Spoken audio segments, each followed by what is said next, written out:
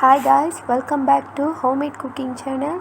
இன்றைக்கி நான் உங்களுக்காக என்ன ரெசிபி கொண்டு வந்திருக்கேன்னு பார்த்தீங்கன்னாக்கா, வவ்வால் மீன் வச்சு எப்படி சூப்பராக கிச்சப் செய்யலாம் அப்படின்றது தான் இன்றைக்கி நான் உங்களோட ஷேர் பண்ணிக்க வந்திருக்கேன்.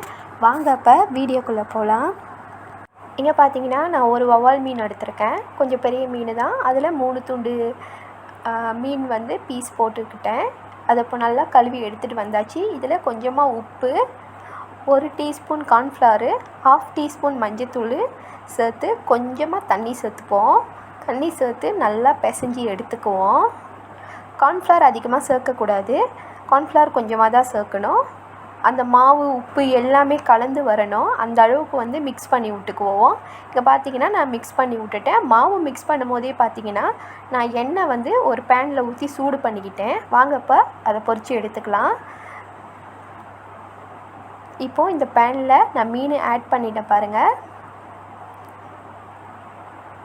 ஆட் பண்ணிவிட்டு நல்லா எல்லா பக்கமுமே திருப்பி போட்டு பொரித்து எடுத்துக்குவோம். எண்ணெய் நல்ல சூட்டில் இருக்கணும். அப்போ தான் பார்த்தீங்கன்னா அந்த மீன் கிறிஸ்பியாக பொரிஞ்சு வரும். மற்ற மசாலா தூள் எதுவுமே சேர்க்காதீங்க, எதுவுமே சேர்க்கக்கூடாது. வெறும் வந்து மஞ்சத்தூள், கார்ன்ஃப்ளவர், உப்பு இது 3 மட்டும்தான் இந்த மீனோடு சேர்த்து நம்ம பொரித்து எடுக்கணும். இந்த மீன் ஃப்ரை பண்ணி எடுக்கிறதுக்கு பார்த்தீங்கன்னா ஒரு மீனுக்கு எனக்கு 5 நிமிஷம் ஆச்சு. நான் வந்து நல்லா ஃப்ரை பண்ணி தான் எடுத்துக்கிட்டேன். ஏன்னு பார்த்தீங்கன்னா இந்த மீன் வந்து நம்ம ஒரு தடவை தான் ஃப்ரை பண்ணுவோம். அடுத்து இன்னொரு தடவை நம்ம பேனில் போட்டு மசாலாவோடு மிக்ஸ் பண்ண மாட்டோம். அதனால் ஒரு தடவை மீன் பொரித்து எடுக்கும் போதே சரியாக பொரித்து எடுத்துக்கோங்க. இந்த கிச்சப் வந்து நீங்கள் இந்த மீனில் தான் செய்யணும் அப்படின்னு சொல்லி இல்லை, நீங்கள் எல்லா வகையான மீன்லையுமே செய்யலாம். இது நல்ல டேஸ்ட்டு தான் கொடுக்கும். நான் வந்து இந்த மீன் ரொம்ப விரும்பி சாப்பிடுவேன் அப்படின்றதுனால இந்த மீனில் செஞ்சு எடுத்துக்கிறேன். உங்களுக்கு எந்த மீன் கிடைக்குதோ நீங்கள் அந்த மீனில் செஞ்சு எடுத்துக்கோங்க. இப்போ மீன் நல்லா பொரிச்சாச்சு. இந்த மாதிரி வெளியே எடுத்துக்க வேண்டியதுதான். இதே மாதிரியே எல்லா மீனையும் பொரித்து எடுத்துக்கலாம். இப்போது மீனெல்லாம் நான் பொரித்து எடுத்துகிட்ட பாருங்கள். இப்போ பேலன்ஸ் இருக்கிற எண்ணெயை நம்ம எடுத்துக்கலாம். ஏன்னா அதிக எண்ணெய் நம்ம யூஸ் பண்ணக்கூடாது. எண்ணெய் கம்மியாக தான் யூஸ் பண்ணணும். அதனால தான் பார்த்தீங்கன்னா நான் எண்ணெய் வந்து வெளியே எடுத்துக்கிட்டு இருக்கேன். மீன் பொரித்த எண்ணெயிலே நீங்கள் வந்து இந்த கிச்சாப் சாஸ் செஞ்சிங்கன்னா நல்ல ஒரு டேஸ்ட் இருக்கும். ஏன்னு பார்த்தீங்கன்னா எண்ணெயில் வந்து அந்த மீனோட எசன்ஸ் வந்து இறங்கியிருக்கும். நீங்கள் அதுக்காக எண்ணெய்லாம் மாற்ற வேண்டிய அவசியமே இல்லை. இப்போது இங்கே பார்த்தீங்கன்னா நான் சின்ன வெங்காயம் 4, பெரிய வெங்காயம் 1 வந்து நல்லா ஸ்லைஸ் பண்ணி எடுத்துக்கிட்டேன். ஒரு தக்காளி பழம், 2 ஸ்ட்ரிங் கருவேப்பிலை எடுத்துருக்கேன். லெமன் கிராஸ் பாருங்கள் நான் இடித்து எடுத்துகிட்டு வந்திருக்கேன். அடுத்ததாக ஒரு லாங் க்ரீன் சில்லி சின்னதாக இருக்கும்ல அதை எடுத்துக்கிட்டேன். 5 பூண்டு எடுத்திருக்கேன், நல்லா ஸ்லைஸ் பண்ணியிருக்கேன். ஒரு துண்டு இஞ்சி எடுத்து அதையும் ஸ்லைஸ் பண்ணிக்கிட்டேன். இப்போது மீன் பொரிச்ச எண்ணெய் சூடாக இருக்குது இல்லையா, அதிலே நம்ம வந்துட்டு வெங்காயம் சேர்த்துக்குவோம். வெங்காயம் சேர்த்ததுக்கு அப்புறமா கொஞ்சமாக வெங்காயம் வேகிறதுக்காக உப்பு சேர்த்துக்குவோம். உப்பு வந்து அதிகமாக சேர்க்கக்கூடாது, கம்மியாக சேர்த்துக்கோங்க. ஏன்னு பார்த்தீங்கன்னா நம்ம மீனில் வந்து உப்பு சேர்த்துருக்கோம். அப்புறமா நம்ம சாஸ்லாம் ஆட் பண்ணுவோம், அதுலேயும் உப்பு இருக்கும். அதனால் உப்பு கம்மியாகவே சேர்த்துக்கோங்க. இப்போ பார்த்தீங்கன்னா நான் உப்பு சேர்த்துட்டேன். இதை நல்லா மிக்ஸ் பண்ணி ஒரு 3 நிமிஷம் வெங்காயத்தை நம்ம நல்லா வேக விட்டுருவோம். எந்த ஒரு இன்க்ரீடியன்ட்ஸ் வந்து ஆட் பண்ணாலும் நம்ம 3 நிமிஷம் வேக விட்டதுக்கப்புறமா தான் அடுத்தடுத்த இன்க்ரீடியன்ட்ஸ் வந்து ஆட் பண்ணணும். அப்போ தான் பார்த்திங்கன்னா அது நல்லா வேகும், அதோடய வாசமும் நல்லாயிருக்கும். இப்போ பார்த்திங்கன்னா 3 நிமிஷத்துக்கு அப்புறமா நான் லெமன் கிராஸும் இஞ்சி பூண்டும் வந்து சேர்த்துக்கிட்டேன். இதை நல்லா மிக்ஸ் பண்ணிவிட்டு ஒரு 3 நிமிஷம் வேக வச்சிடலாம். இது எல்லாத்தையுமே சேர்த்து நீங்கள் வதக்கும் போதே பார்த்தீங்கன்னா ஒரு குட் ஸ்மெல் வந்து ரொம்ப நல்லாயிருக்கும். அதை வந்து எப்போதுமே நாங்கள் எப்படி சொல்லுவோம்னு பார்த்தீங்கன்னா கிச்சாப் செய்கிறதுக்கான ஸ்மெல் வந்து இது வதக்கும் போதே வந்துடும் அப்படின்னு நாங்கள் சொல்லுவோம்.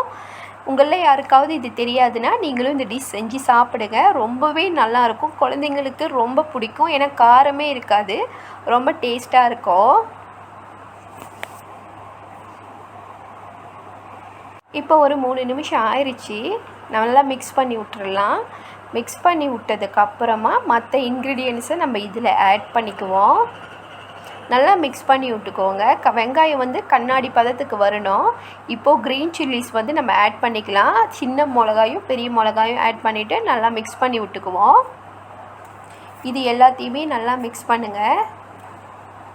மிக்ஸ் பண்ணிவிட்டு ஒரு 3 நிமிஷம் நம்ம நல்லா வேக விட்டுருவோம். இப்போ பார்த்திங்கன்னா ஒரு 3 நிமிஷம் ஆயிடுச்சு. நான் நல்லா மிக்ஸ் பண்ண போகிறேன் மறுபடியும். நான் வந்து நிறைய வந்து உங்கள்கிட்ட ஸ்கிப் பண்ணி தான் காட்டுறேன். ஏன்னா எல்லாமே வந்து நம்ம காட்டினாக்கா ரொம்பவே நேரம் ஆகும். அதனால் நிறைய ஸ்கிப் பண்ணிட்டேன். இப்போது இதில் தக்காளி பழமும் கறி லீஃபும் சேர்த்துக்கலாம். கறி லீஃப் வந்து ஆப்ஷனல் தாங்க. உங்களுக்கு கறி லீஃப் வேணும்னா சேர்த்துக்கோங்க, இல்லைனா பரவாயில்ல. எனக்கு வந்து கறி லீஃப் எல்லா சாப்பாட்லேயும் இருந்தால் ரொம்பவே பிடிக்கும். அதனால் நான் கறி லீஃப் ஆட் பண்ணிக்கிட்டேன். இப்போ இதையும் நல்லா மிக்ஸ் பண்ணிவிட்டு நம்ம நல்லா ஒரு 3 நிமிஷம் வேக விட்டுருவோம்.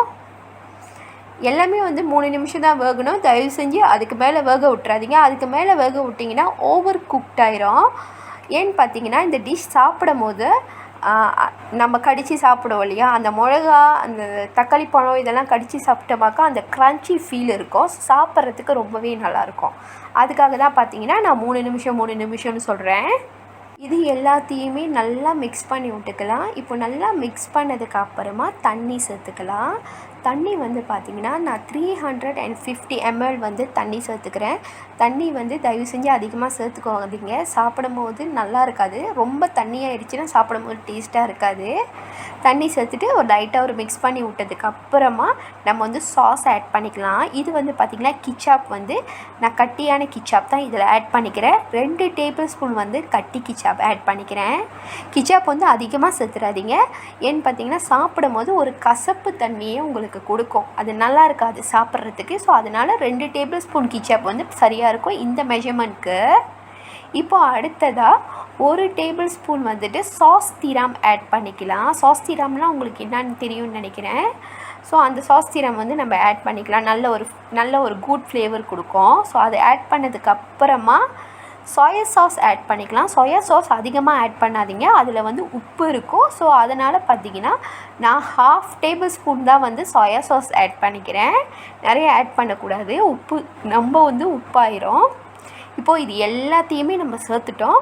நல்லா மிக்ஸ் பண்ணி விட்டுருவோம். மிக்ஸ் பண்ணதுக்கப்புறமா உப்பு இருக்கா இல்லையா அப்படின்னு சொல்லி டேஸ்ட் பண்ணி பார்க்கலாம். இந்த ஸ்டேஜில் நீங்கள் டேஸ்ட் பண்ணிங்கன்னா உங்களுக்கு சரியாக இருக்கும். இப்போ பார்த்திங்கன்னா எனக்கு உண்மையாலுமே உப்பு கம்மியாக தான் இருந்தது. அதனால் நான் கொஞ்சமாக வந்து உப்பு சேர்த்துக்க போகிறேன்.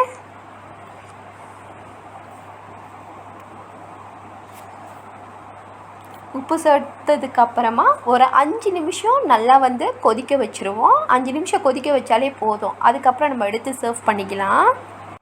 இங்கே பார்த்திங்கன்னா நான் 5 நிமிஷம் நல்லாவே கொதிக்க வச்சுட்டேன். இப்போது நம்ம மீனோடு சேர்த்துக்கலாம் இந்த சாஸை. முதல்ல நான் பொரித்து வச்சுருக்கிற மீன் வந்து எடுத்து வச்சுருக்கேன். அதை நான் உங்கள்கிட்ட காட்டுறேன். இங்கே பார்த்திங்கன்னா நான் மீன் வந்து பொரிச்சது இருக்குது பாருங்கள். இப்போ நம்ம சர்வ் பண்ண ஸ்டார்ட் பண்ணிடலாம். இந்த மாதிரி ஒரு பிளேட் எடுத்துக்கோங்க. பிளேட் எடுத்ததுக்கப்புறமா முதல்ல அந்த சாஸ் வந்து நம்ம கீழே தான் ஆட் பண்ணணும். முதல் லேயர் வந்து நம்ம சாஸ் கொடுத்துருவோம். அப்போ தான் பார்த்திங்கன்னா அந்த சாஸ் வந்து மீனோட எல்லா பகுதியிலையுமே இறங்கும்.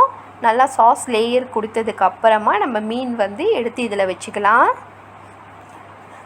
சில பேர் வந்து சட்டியிலே போட்டு அந்த மீனை மிக்ஸ் பண்ணி எடுப்பாங்க. எனக்கு அந்தமாரி நிஜமாலுமே பிடிக்காது. நான் வந்து எப்போதுமே இந்த மாதிரி தான் செஞ்சு சாப்பிடுவேன். எனக்கு ரொம்ப டேஸ்ட்டாக இருக்கும். அதை தான் நானும் உங்களுக்கு சொல்லி கொடுக்குறேன். இப்போ மீன் பார்த்திங்கன்னா நடுவில் லேயர் பண்ணியாச்சு. இது மேலே நம்ம சாஸ் ஊற்றிக்கலாம். எண்ணெய் வந்து கம்மியாக பாய்ங்க. எண்ணெய் அதிகமாக யூஸ் பண்ணிங்கன்னா நீங்கள் சாப்பிடும் போது ரொம்ப ஆயிலியாக இருக்கும். அந்தளவுக்கு டேஸ்ட்டு கொடுக்காது. இப்போ பார்த்திங்கன்னா நம்மளோட மீன் கிச்சாப் வந்து சூப்பராக ரெடி ஆயிடுச்சு. இந்த கிச்சாப்லாம் அழகாக வந்து மீன் மேலே நம்ம ஊற்றுனதுக்கப்புறமா இன்னும் ஒரு இன்க்ரீடியன்ட்ஸ் வந்து நம்ம ஆட் பண்ணணும். அது என்ன இன்க்ரீடியன்ட்ஸ் அப்படின்னு சொல்லி நான் உங்கள்கிட்ட சொல்கிறேன். இப்போ பார்த்திங்கன்னா இங்கே வந்து நான் கிச்சாப் வந்து ஊற்றிட்டேன். அடுத்ததாக இங்கே பார்த்திங்கன்னா ஸ்ப்ரிங் ஆனியன் இருக்குல்ல, அதுதான் வந்து ஸ்லைஸ் பண்ணியிருக்கேன். ஸோ இது சின்னதாக நம்ம வந்து சாப் பண்ணிக்கலாம். சாப் பண்ணிவிட்டு இந்த மாதிரி வந்து மேலே வந்து போட்டுட்டு நீங்கள் சாப்பிட்டிங்கன்னா உங்களுக்கு சாப்பிடும் போது நல்ல ஒரு ஃப்ளேவர் கொடுக்கும். சாப்பிட்றதுக்கும் ரொம்ப நல்லாயிருக்கும். இப்போ நம்மளோட மீன் கிச்சாப் சூப்பராக ரெடி ஆயிடுச்சு.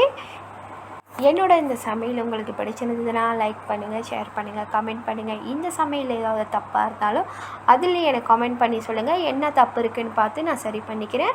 மறுபடியும் அடுத்து உங்களை ஒரு சூப்பரான சமையல் ரெசிபியில் வந்து சந்திக்கிறேன். அது வரைக்கும் உங்கள் homemade cooking channel. Bye bye and take care guys.